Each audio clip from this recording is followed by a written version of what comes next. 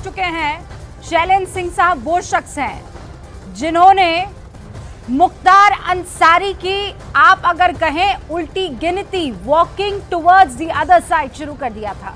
पूर्व डीएसपी शैलेंद्र सिंह साहब इस वक्त आपको न्यूज़ 18 इंडिया की स्क्रीन पर नजर आ रहे हैं। सिंह साहब आपका बहुत बहुत स्वागत है। आज की तारीख में जब वो शख्स जिसे दहशत का पर्याय कहा जाता था उसकी मौत की खबर जब आपने सुनी तो आपका पहला रिएक्शन क्या था? स्वाभाविक है, कल जब मुझे ये पता चला तो पहला दिमाग में मेरे ये आया कि जो व्यक्ति जैसा कर्म करता है उसके फल उसको मिलना ही मिलना है। ऊपर वाले के घर देर है अंधेर नहीं है। जिस भय को इसने लोगों के बीच में व्याप्त करके और अपना आर्थिक साम्राज्य बनाया था, जब वो सब ढहने लगा योगी जी की शक्ति के कारण, तो वो भय अब इसके अंदर कायम हो गया था। और उसी का नतीजा था कि इसको हर समय डर लगता था कि कोई मुझे खाने में जहर दे रहा है, कोई मेरे मेडिकल फैसिलिटीज़ नहीं प्रॉपर मिल रही हैं। और वो डर इतना हावी हो गया कि कल कार्डियक अरेस्ट के कारण इसकी मौत हो गई।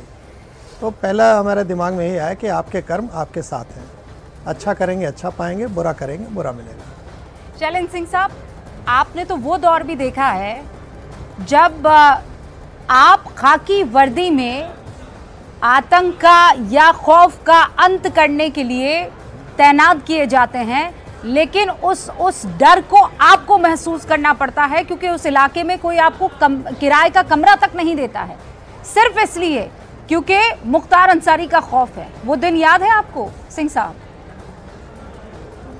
बिल्कुल आप सही कह रहे हैं। जब मैंने रिज़ाइन किया, सरकारी आवास छोड़ा था, तो एक मुझे किराए का कोई घर भी नहीं देता था। कहीं मिल भी गया तो सवेरे तक उसको धमकी मिल जाती थी और दूसरे दिन मुझे खाली करना पड़ता था। जब मैंने सोचा कि मैं बैंक से लोन लेके और एक कहीं अपना छोटा मोटा आवास बना सकूं, तो बैंक में गया तो उन्होंने कहा आपके पास कोई सर्विस तो है नहीं, पे स्लिप है नहीं, तो मैं आपको लोन नहीं दे सकता। उसके लिए जब मैं प्राइवेट कंपनी में कहीं भी अप्रोच करने लगा कि जॉब मिल जाए तो मैं कुछ कर सकूं, पे स्लिप के आधार पर लोन ले सकूं, तो वहाँ भी धमकियाँ चली जाती थी और मैं नहीं जॉब कर पाता था। तो वो दौर मैंने देखा। भगवान राम का 14 बरस वनवास था, मेरा तो 20 साल हो गया। और किस परिस्थिति में रहा, मेरा परिवार रहा, वो मैं ही जानता था। लेकिन इस पीड़ा को मैं बाहर नहीं आने देता था, केवल इसलिए क्योंकि बहुत से यूथ हमको देखते थे कि शैलेंद्र भैया ने सही काम के लिए स्टैंड लिया है, इनका क्या हश्र होगा। और मैं अपनी पीड़ा को कभी जनता में नहीं आने देता था और एक पॉजिटिव सोच के लेके, चाहे आरटीआई पे काम किया, चाहे आज किसानों पे काम कर रहा हूँ, ग्रीन एनर्जी पे कर रहा हूँ, देशी गौ संवर्धन पे काम कर रहा हूँ, और एक जनता के बीच में पॉजिटिव सोच लेके गया और लगातार काम करता रहा। 20 साल पहले का और उसी का नतीजा है कि 2004 का। हाँ जी, बिल्कुल वो ऐसा दौर था जब मैं चाहती हूँ कि न्यूज़ 18 इंडिया के दर्शकों को शैलेंद्र सिंह जो आज हमारे साथ बैठे हैं वो हमें आज से 20 साल पहले ले चले। वो पहली मर्तबा जब आपने वो बंदूक बरामद की थी, वो पहली मर्तबा जब आपको लगा था कि कानून के हाथ लंबे होते हैं और अन्याय नहीं होता है, वो पहली मर्तबा जब आपकी ये जो सोच थी, जिसे मैं गुब्बारा कह सकती हूँ उन दिनों का, वो फूट गया जब आईजी रैंक के अधिकारी से लेकर तमाम बड़े लोग आपके ऊपर ये दबाव डालने लगे कि जो तुम सोच रहे हो वो हो नहीं सकता है। बात सही है। देखिए उस समय हम लोग, मेरी भी सर्विस ज़्यादा नहीं थी, 9 साढ़े 9 साल की सर्विस थी, और एक फील्ड में जज्बा था। एसटीएफ उस समय कायम हुई थी कि बड़े बड़े दुर्दांत अपराधियों को कंट्रोल करना है, उनके लिए एसटीएफ बनी थी। और एसटीएफ में जाने का मतलब होता था 30% एक्स्ट्रा सैलरी भी मिलती थी इसीलिए। और एक बहुत अच्छी टीम थी जो नेशनल नहीं इंटरनेशनल लेवल पर रिकॉग्नाइज की जाती थी कि यूपी के एसटीएफ में वो दमखम है। और उस जज्बे के साथ हम लोगों ने एक लाइट मशीन गन रिकवरी की जो न उससे पहले कभी रिकवर हुई न आज तक हुई, सिंगल रिकवरी है लाइट मशीन गन की। लेकिन दुर्भाग्य हम लोगों का कि जिसको हम लोग गुड वर्क समझ रहे थे कि हमारी टीम को आउट ऑफ टर्म प्रमोशन मिलेगा, शाम होते होते वो हमारा बैड वर्क गिना जाने लगा और हमारे लोगों पर ही दबाव पड़ने लगा और 15 दिन बाद मुझे सर्विस छोड़ना पड़ा। तो वो दौर बहुत ही खतरनाक था। और मुझे सबसे बड़ी चिंता इस बात की थी कि जिस एसटीएफ के कारण पब्लिक को भी रहता था सुकून कि चलो एसटीएफ है, एसटीएफ केस देख रही तो न्याय हो जाएगा, उस एसटीएफ की बदनामी हो रही थी। लेकिन आज मुझे खुशी इस बात की है कि उसी एसटीएफ या उसी पुलिस का जलवा फिर से योगी जी ने कायम किया, पुलिस का एक बार कायम हुआ। आज अपराधी अपनी जान की भीख मांग रहे हैं। शैलेंद्र जी, आपको लगता है कि वो दौर सच में बहुत खतरनाक था? वो उस दौर में शायद आप एसटीएफ के साथ ना होते और आज अगर होते तो बहुत ही अलहदा होता। मतलब आज की तारीख में अगर वो मशीन गन आपने बरामद कर दी होती तो मामला अलग होता।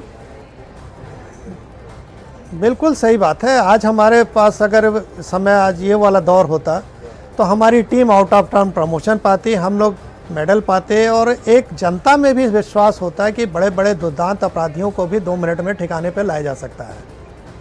लेकिन दुर्भाग्य कि उस समय मुलायम जी की सरकार थी, एक छोटी सोच लेके उन लोगों ने मुख्तार जैसे अपराधियों का साथ दिया और उसका खामियाजा भी उनको भोगना पड़ा। उन लोगों को आज सत्ता से बाहर कर दिया जनता ने।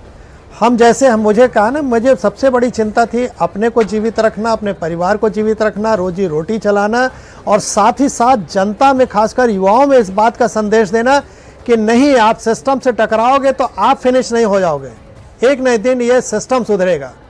तो आज मैं कह सकता हूँ दावे के साथ कि वो जो लोग देख रहे हैं या पुराने दौर को देखा है उन लोगों ने, आज उनको इस बात पे भरोसा हुआ होगा कि नहीं, सच की जीत होगी। और ये जो शॉर्टकट अपना के लोग चाहे शासन सत्ता में बैठ गए हों, चाहे माफिया बन गए हों, इनका खात्मा होना ही होना है। शैलेंद्र जी, मुझे आप ये बताएंगे, वो आपने 15 दिन के भीतर ही इस्तीफा दे दिया था, है ना? जी, 15 दिन मुझे लगे थे। 25 जनवरी 2004 को मैंने रिकवरी की थी। हाँ। और 11 फरवरी 2004 को मैं रिज़ाइन किया था।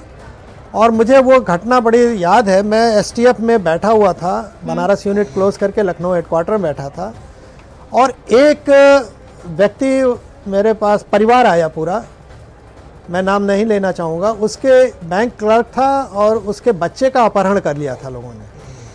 और हम लोगों ने उस समय उसको भी, केस को मैं देख रहा था, अपराधियों ने, इन्हीं लोगों ने। हाँ। और उस केस को मैं देख रहा था।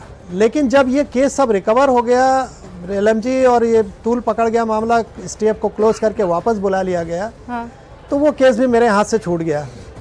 उस केस में उस गरीब परिवार को, समझिए बैंक क्लर्क की कितनी हैसियत होती है, उस समय उसको 5 लाख या 7 लाख 10 लाख जो भी देना पड़ा, दे के और अपने बच्चे को वो लेके वापस आया।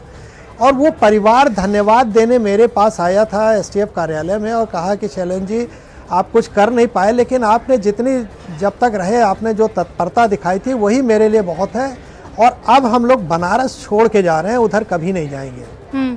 और मैं बैठे बैठे दिन भर यही सोचता रहा कि जो सरकारी तंत्र, जो हम लोग भर्ती होते हैं तो लोक सेवक बोले जाते हैं, पब्लिक सर्वेंट। हाँ। हम जनता के टैक्स से अपनी तनख्वाह लेते हैं, उनके लिए समर्पित हैं या रिस्पॉन्सिबल हैं उनके लिए। लेकिन शैलेंद्र जी, जो बातें आप कह रहे हैं उस दरमियान ऐसा तो लग नहीं रहा था। ये तो बिल्कुल अलहदा स्टोरी, उल्टी गंगा बह रही थी। बिल्कुल नहीं लग रहा था। लेकिन मैं अपनी बात कर रहा था। हाँ। और मुझे इस बात की चिंता थी कि मैं अपने सैलरी को जस्टिफाई नहीं कर पा रहा हूँ। और वही वजह था, उस परिवार के जाने के बाद 2 घंटे बाद मैं अपना रेजिग्नेशन भेज दिया था।